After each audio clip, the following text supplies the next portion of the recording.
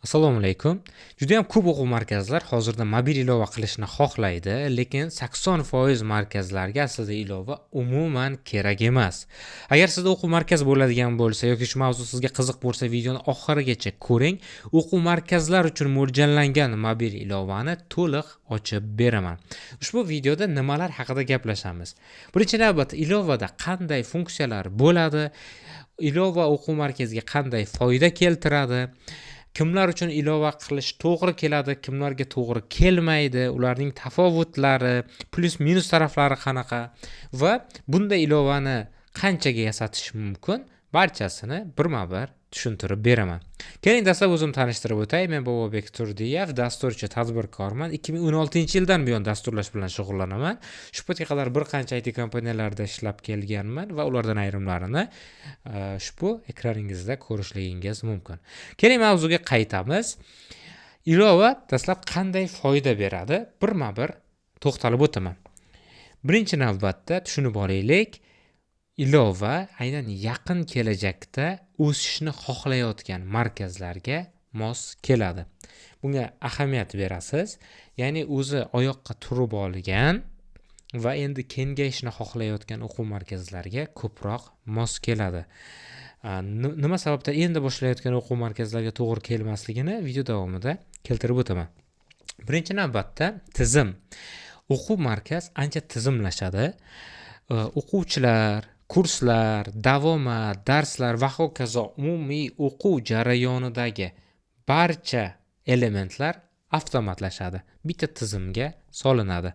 Shunda keyingi filiallarni ochish imkoniyatini, demak, osonlashtirib beradi. Keyingi navbatda bu brend. Hozirgi kunda o'quv markazida ilovasi mavjud bo'lgan markazlarga ahamiyat beradigan bo'lsangiz, umumiy brend sifatida o'zini tobora mustahkamlab boryapti. Ya'ni ilovasi mavjud bo'lishi bugungi kunda kuchli marketing instrument ham hisoblanadi. Bundan tashqari qo'shimcha daromad. Ya'ni oddiy o'quv markaz offline dars berib kelyapti. Ana endi unda mobil ilova mavjud va onlayn darslar berish imkoniyati, yozib olingan video kurslar bo'ladimi yoki jonli darslar, endi qo'shimcha biznes model mavjud bo'ldi bu yerda. Premium paketlar mavjud bo'ldi. Ya'ni daromad manbai kengaydi.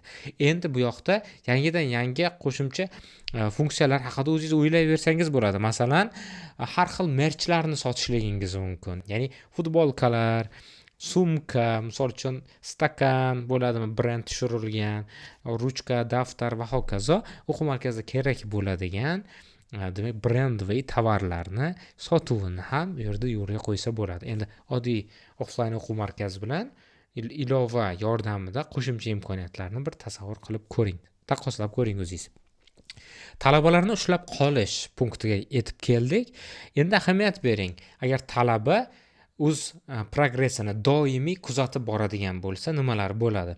Ya'ni qayerda yaxshi ketyapti, kamchiliklari yoki o'qituvchidan shaxsiy fikrlar bo'ladimi yoki demak o'tib ketgan darsni qayta ko'rib olish imkoniyati. Offline o'quv markazlarida bunday imkoniyat mavjud emas, to'g'rimi? O'tib ketgan darsni qanday takrordan ko'radi. Uyda esdan chiqib qolgan bo'lsa, videodan tezgina yana ko'rib olish imkoniyati bo'ladi. Ya'ni aynan mana bu funksiyalarning mavjudligi talabalarni ushlab qolish imkoniyatini oshiradi. Ya'ni churn rate kamayadi.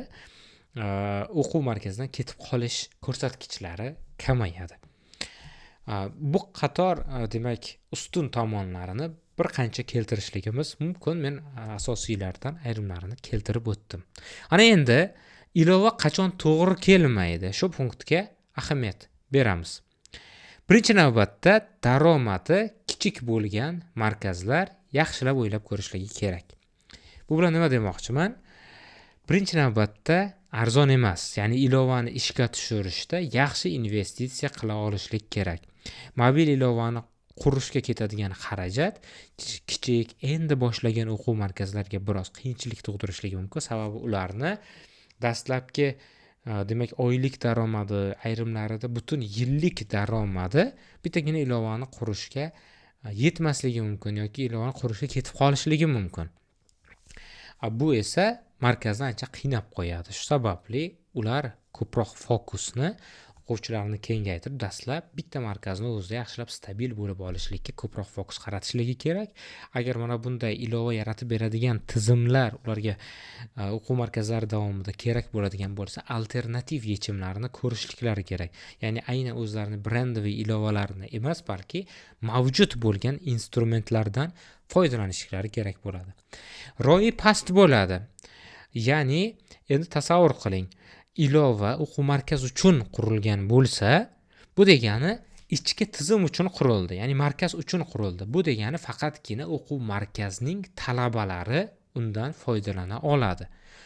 Bu ilovani o'zi yangidan yangi o'quvchilarni chaqiravermaydi. Xuddi do'kon ochgan kabi masala. Tasavvur qiling, ilova qurdingiz degani siz o'zingizni bitta do'koningizni qaysidir bitta hududda ochdingiz. Do'konni ochdi degani mijozlar oqimi keladimi desangiz, yo'q, siz u yerga trafik olib kelishligingiz kerak. Demak, o'zingiz marketing bilan yaxshiroq ishlashligingiz kerak bo'ladi. Shuning uchun ROI pastroq bo'ladi, aynan o'quv markaz ichki tizimi uchun qurilgan ilovalarda. Demak, mana aytib o'tdim, kerak emas sizga hozircha, ya'ni marketingingiz yo'q bo'ladigan bo'lsa va o'quvchilaringiz oqimi past bo'ladigan bo'lsa, ilova hozircha sizga kerak emas. Va uzoq muddatli strategiyangiz yo'q bo'lsa, ya'ni ilova bir martalik loyiha emas, shu narsani tushuning. Uni doim rivojlantirib borishlik kerak. Hatto siz unga bir marta investitsiya qilib qurib olganingiz bilan sizda yangidan yangi g'oyalar tug'ilaveradi. Yangi funksiyalar qo'shgingiz keladi. O'quvchilar uchun, misol uchun, imkoniyatini oshirib borib, har xil gamifikatsiya, ularga bonus berish tizimlari va hokazo ko'plab funksiyalarni qurib borishlikni xohlashingiz mumkin. Bu degani uni doim rivojlantirib borishlik, yangi funksiyalarni qo'shishlik, yana qo'shimcha investitsiya talab qiladi. Agar sizda strategiyangiz uzoq, bir nechta filiallarni yo'lga qo'yib borayotgan bo'lsangiz va endi onlayn bozorni ham ko'rsatayotgan xizmatingiz bilan egallashni xohlasangiz, demak, ikkilanmasdan mobil ilova bozoriga kirishligingiz mumkin bo'ladi. Kichik markazlar uchun mana kurslarni joylashtirishlik uchun boshida yopiq Telegram kanal ham yetarli bo'ladi. Har xil raqamlarni boshqarib borishlik uchun Google Sheets ham yetarli. Ya'ni o'quvchilarni oddiy Google Sheetsda demak ro'yxatini qilib, davomatini deysizmi, bahosini deysizmi, yo bo'lmasam boshqa moliyaviy ishlarini shu paytga qadar undan foydalanib kelishga Google Sheets, Excel yuritish yetarli bo'ladi. Tushunarli, imkon qadarki bularni to'g'ri keladigan, kelmaydigan taraflarini aytib o'tdim. Agar baribir menga ilova kerak deydigan bo'lsangiz yoki qanaqangi funksiyalar qursam bo'lar ekan desangiz, ana endi shu punktga yetib kelyapmiz. O'quv markazi uchun mobil ilova, ya'ni qanday funksiyalar qo'shish mumkin? Keling, shu funksiyalarni sizga bir chiroyli bir foydalanuvchi interfeysi yordamida ko'rsatib o'taman.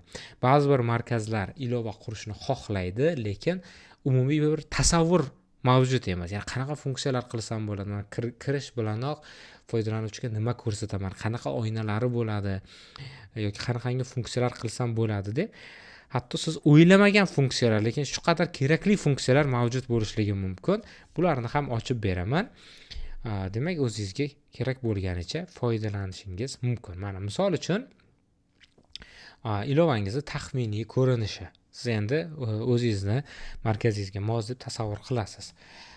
Deylik, o'quv markazingizdagi mavjud bo'lgan kurslar yoki har xil bo'limlarini alohida kategoriyaga ajratishligingiz mumkin va kurslarni bu yoqdan izlash imkoniyati, ularni ichiga kiradigan bo'lsak agar, kurs haqida batafsil ma'lumot berishlik, ularni bir martada sotib olsa qanday bo'ladi, oyma-oy to'lov qilsa qanday bo'ladi, bular haqida ma'lumot beradigan qilsangiz bo'ladi. O'zlariga yoqqan kurslarni belgilab saqlab olishliklari mumkin, administratsiya bilan chatlashish imkoniyatini va o'zlarini profillarini boshqarish imkoniyatlarini bu yoqda keltirib o'tsa bo'lardi. Endi yana nimalar qilsak bo'ladi? Mana yonga o'taylik, davomat tizimi. Demak, bu endi bizda administratsiya uchun ochiladigan qism. Ya'ni siz nafaqat ilova qurganingizda faqatgina o'quvchilar uchun, balki bu tizimni boshqarar ekansiz, endi administratsiya uchun ham alohida qism ajratsangiz bo'ladi. Administratsiya yoki o'qituvchining o'zi kelgan-kelmagan o'quvchilarni belgilab borishligi mumkin har bitta darsda. ya'ni butun bir davomat tizimini boshqarishlik mumkin va aynan mana shu davomat tizimidan kelib chiqib o'quvchilarni kursdagi umumiy ko'rsatkichlarni belgilab borishlik, hatto har bitta davomat qilingan vaqtda ularning ota-onalariga SMS xabarnomalar yuborishlik kabi demak funksiyalarni qo'shishlik mumkin bo'ladi. Umuman bir qiziq holat, to'g'rimi? Endi uyga vazifa tizimi. Uyga vazifalar, misol uchun o'quvchilar o'zlarining progresslarini har bitta darsda ko'rishliklari, darsni ko'rgandan keyin uyga vazifalarini uydan turib onlayn jo'natish imkoniyatlarini bajarsa bo'ladi. Endi keyingi navbatda albatta bu testlar. Ya'ni o'quv markazingizda qaysidir bir kursga mo'ljallangan testlarni joylashtirishligingiz mumkin. Ya'ni darsni o'tib bo'lgandan keyin dars vaqtida o'zidayoq yo bo'lmasa uyga borgandan keyin o'tirib olib testlarni yaxshilab ishlashtliklari va natijalarini kuzatib borishlari mumkin bo'ladi. Mavzuga oid bu ham bilimlarini oshirish imkoniyatini ta'minlaydi, to'g'rimi? Bundan tashqari o'quv materiallari, ya'ni qo'shimcha o'rganish uchun demak, ya'ni nimalar taqdim etsangiz bo'ladi. Bular bo'lishligi mumkin har xil qo'shimcha kitoblar, resurslar, ayniqsa ingliz tiliga tayyorlanayotgan vaqtda o'quvchilar ko'proq shug'ullanishliklari uchun masalan uyda demak listening, reading bilan ko'proq shug'ullanishadi. Mana IELTS ga tayyorgarlik ko'radiganlar ayniqsa. Endi push xabarnoma bu eng oltin instrumentlardan biri deb aytaman. Ya'ni nima sababdan, misol uchun oddiygina sayt bilan yoki oddiygina Telegram bot bilan, Telegram kanal bilan cheklanib qolmaslikni yana bir ustun taraflardan biri bu push xabarnomalar. Ya'ni ilovani foydalanuvchi telefoniga bir marotaba o'rnatib olgandan keyin va albatta xabarnomaga ruxsat beradigan bo'lsa, endi siz o'sha o'quvchiga ilovangiz yordamida har xil muhim xabarlarni yetkazib turishligingiz, yana uni ilovaga qayta olib kirishlikka undashligingiz mumkin bo'ladi. Yoki qandaydir bir eventlar o'tkazilayotgan bo'lsa, o'quv markazi ichida o'sha eventlar haqida yoki har xil bonuslar haqida xabarnomalar yuborsangiz bo'ladi. Bu push xabarnoma nafaqat o'quv markazi istalgan ilova quradigan bo'lsangiz agar yaxshigina demak foydalanuvchini ilovaga qaytaradigan instrumentlardan biri hisoblanadi. Yangiliklar, boya aytib o'tganimdek, bu ko'p ilovalarda kuzatsangiz bo'ladi. O'quv markazingizda mavjud bo'ladigan nimalarni, o'quv markazi faoliyatiga bog'liq bo'lgan yangiliklarni joylashtirsangiz bo'ladi. Va shulardan yana bir eng muhimi bu to'lov tizimi. O'quv markazidagi qaysidir bitta kursga qatnashayotgan bola uyga vazifasini topshirishligi kerak. Tasavvur qiling, agar to'lovlarni vaqtida qilmaydigan bo'lsa, unga alohida aytishlikni hojati yo'q, ilovadagi funksiyalar yopilib qoladi. Qachonki to'laydigan bo'lsa, bu funksiyalar yana ochib beriladi. Demak, keyingi darsga tayyor bo'lib borishligi uchun barcha materiallar, uyga vazifalar, testlar ishlangan bo'lishligi kerak. Uni ishlashligi uchun esa to'lovlar qabul qilingan bo'lishligi kerak va ular har xil to'lov tizimlaridan ilovani o'zidayoq foydalanishlari mumkin bo'ladi. Click, PayMe, Paynet, umuman hozirda mavjud bo'lgan har xil to'lov tizimlarini ilovada integratsiya qilib qo'ysangiz bo'ladi. Balki kartalarni qo'shib qo'yishar va avtomatik muddati kelganda demak markaz o'zi avtomatik pul yechib olish sistemasini ham yo'lga qo'yishligi mumkin. Bundan tashqari endi admin panel bu must to have, har bitta markazda mavjud bo'lishi shart bo'ladigan sistema. Bu asosan administrativ va markaz egasi uchun kerak bo'ladigan tizim. Butun boshqaruv tizimi shu yerda ko'rinadi va bu yerda umumiy statistikalarni har xil grafikada ko'rib borishliklari mumkin. Eng zo'r ketayotgan mana Star Students ko'rishlik mumkin. Imtihonlar natijalari yoki mana chapki menyuga ahamiyat beradigan bo'lsak agar, demak talabalar, o'qituvchilar boshqaruvi bitta qismda, kutubxona deysizmi yoki akkaunt moliya qismini alohida bir boshqarish mumkin, darslarni, mavzularni boshqarishlik mumkin, dars jadvalini bitta joyda ko'rib turadi, butun bir tizimdagi yo'qlamalarni ko'rishlik mumkin, o'quvchilar qanday qatnashyapti, imtihonlarni, keyin bu yerda masalan transport yo bo'lmasam turar joyi mavjud bo'ladigan bo'lsa o'quv markazi, bularni ham bitta nuqtada ko'rib boshqarishligi uchun demak admin panel taqdim etsa bo'ladi.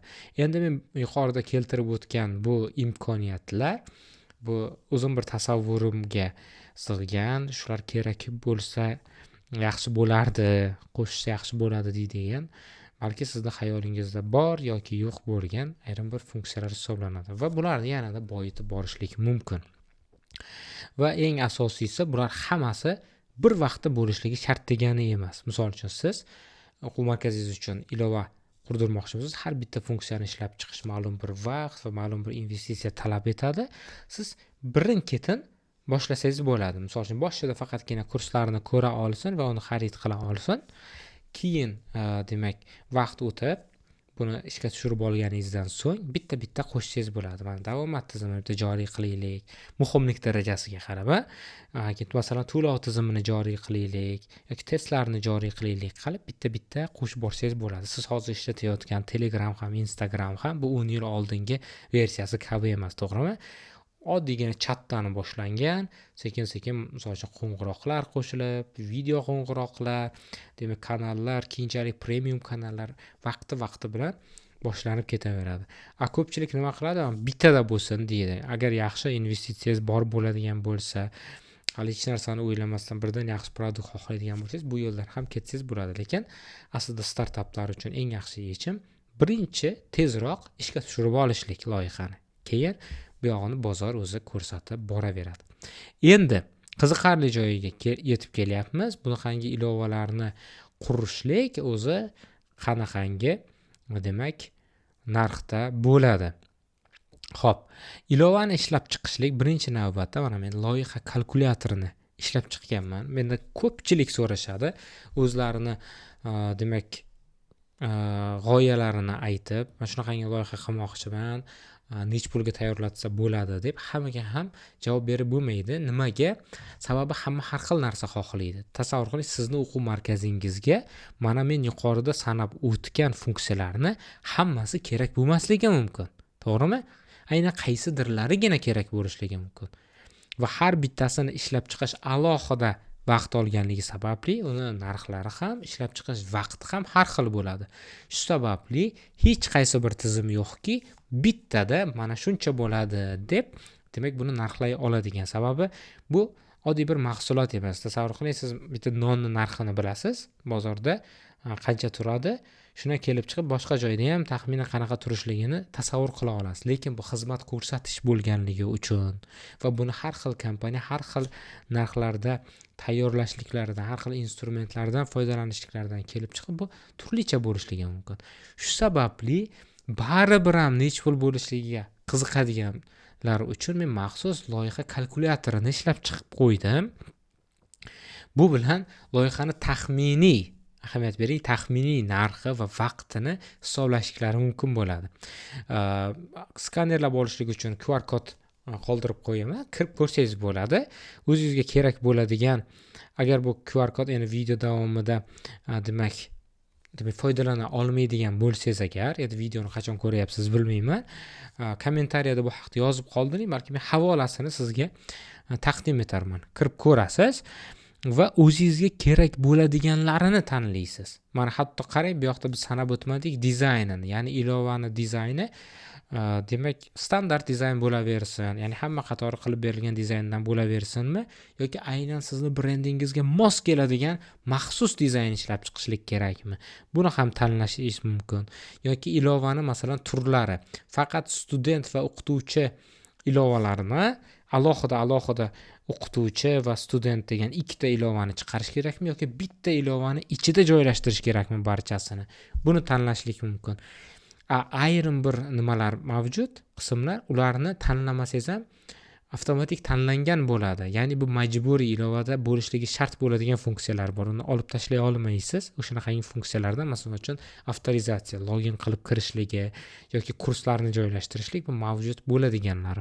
Xuddi shunday o'zingizga kerak bo'ladigan funksionalliklarni tanlasangiz, pastida narxini hisoblab beradi. Shu sababli men videoda ochiqchasiga mana shuncha bo'ladi deydigan narsani keltirmayapman.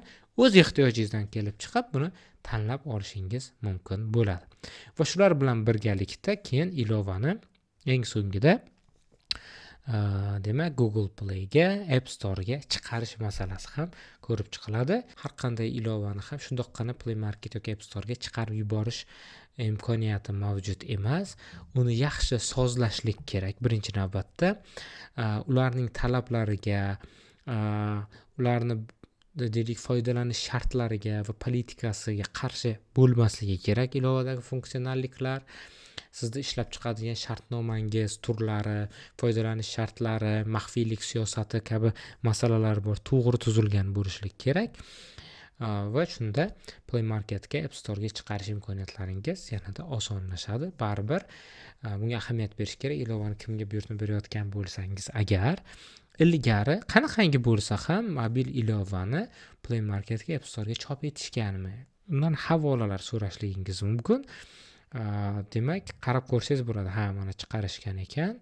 Demak, bu bo'yicha tajribalari mavjud. Keyin ilovani qachon chiqarishgan, nechta ilova, qanaqa tipdagi ilovalarni chiqarishgan, bularga ham bir ahamiyat berib qo'ysangiz bo'ladi.